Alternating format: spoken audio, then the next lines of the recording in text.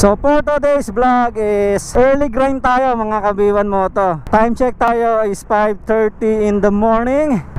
Medyo naantok-antok pa ako pero okay lang. After 30 minutes pinasukan na tayo. Actually more than 30 minutes na to bago tayo pinasukan, pero okay lang, at least may pumasok na sa atin. Ayan mga kabiwan mo to, puntahan na natin tong Sinangag Express. Dito yung first order natin ngayong araw. Kunin natin Sinangag Express.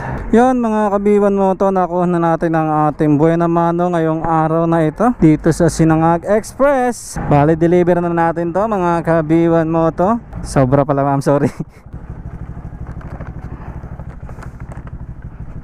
Ito ma'am, salamat po. Yun mga kabiwan mo to, nakuha na natin yung orders natin dito sa Jollibee.